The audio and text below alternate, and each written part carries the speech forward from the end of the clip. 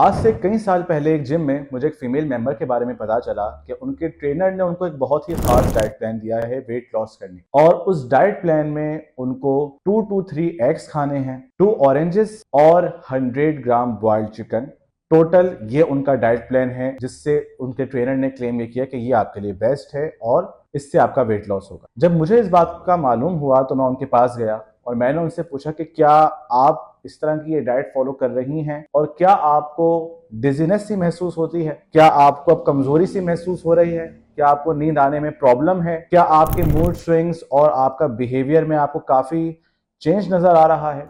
और इस तरह मैं उनको बहुत सारी बातें गिनाता गया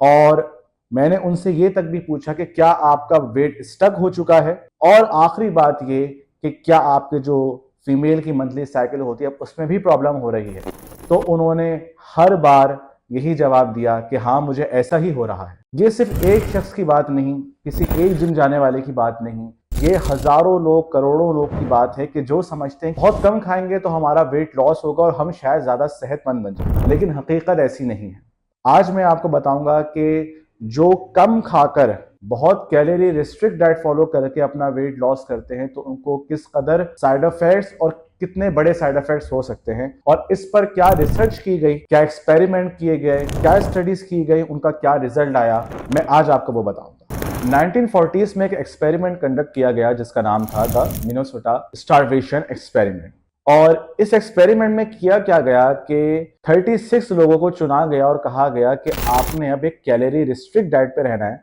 यानी कि आपने कम खाना खाना है। और हम ये देखेंगे कि कम खाना खाकर आपकी बॉडी किस तरह से रिस्पॉन्स करती है, आपकी बॉडी में क्या चेंजेस आते हैं, और उनकी हर चीज को मॉनिटर किया गया। और जो टारगेट था कैलोरीज का वो था 1500 कैलोरीज। अब हुआ ये कि जब इन्होंने कुछ वीक्स तक ये डाइट फॉलो की और फिर जब रिजल्ट आया तो उसमें पता चला कि इनको बहुत ज्यादा नेगेटिव इफेक्ट्स हुए हैं। और सिर्फ ये एक स्टडी ही नहीं बल्कि दुनिया में कई सारी स्टडीज हुई और जो अलग अलग जर्नल्स में लिखी गई, जैसे कि जर्नल ऑफ सेल मेटाबॉलिज्म 2018 में इसमें एक स्टडी लिखी गई जिसमें बताया गया कि मेटाबॉलिज्म में और हार्मोन्स में क्या इफेक्ट आता है एक कैलोरी रिस्ट्रिक्ट डाइट का। 1950s में इसी तरह से एक और journal the biology of human starvation में, और एक और जर्नल एजिंग सेल 2016 में, और एक और खास स्टडी हुई जो रिप्रोडक्टिव सिस्टम पर थी। ये स्टडी पब्लिश हुई journal of clinical endocrinology and metabolism. और इस तरह से और भी काफी सारी स्टडीज जो बहुत सारे जर्नल्स में आपको मिल सकती हैं वो ही, और उन सब का कंक्लूजन ये था, और इस मिनेसोटा एक्सपेरिमेंट का भी कंक्लूजन ये था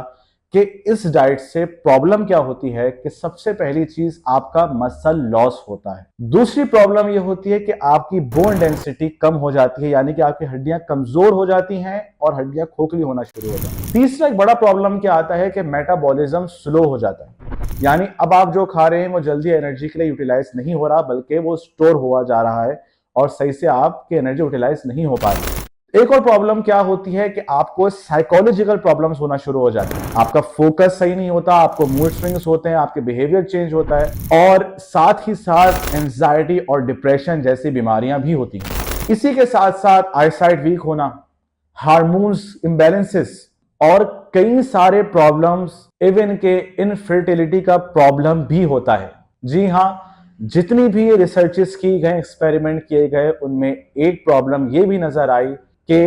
ये एक रीजन है इनफर्टिलिटी का, मेल में भी फीमेल में भी, क्या कि जो बहुत कम डाइट कंज्यूम करते हैं ये सोच करके हम वेट लॉस कर जाएंगे, और वो एक लूप होल में फंस जाते हैं क्योंकि मेटाबॉलिज्म बिल्कुल स्लो हो गया है, हार्मोन सही फंक्शन नहीं कर रहे। किस लूप होल में फंसते हैं कि वो जैसे ही खाते हैं उनका वेट बढ़ना शुरू हो जाता है। तो उनके लिए फिर प्रॉब्लम क्या आती है कि वो फिर खाना मजीद कम ही करते रहते हैं और इस लूप होल में फंस जाते हैं। वो बस यही देखते रहते हैं कि अगर मैंने कुछ खा लिया तो वेट बढ़ जाएगा, और जहां वो कुछ खा लें वेट बढ़ जाता है, फिर उनको वापस खाना छोड़ना पड़ता है, वापस से कमजोर होना पड़ता है। और उन स्टडीज में यह भी देखा गया कि उनकी सांस की प्रॉब्लम, सांस फूलना बार बार, थकन, थकावट और बहुत सारी जितनी आप प्रॉब्लम्स कह सकते हैं, सबकी समझें जो बेसिक एक बड़ा रीजन है वो यही है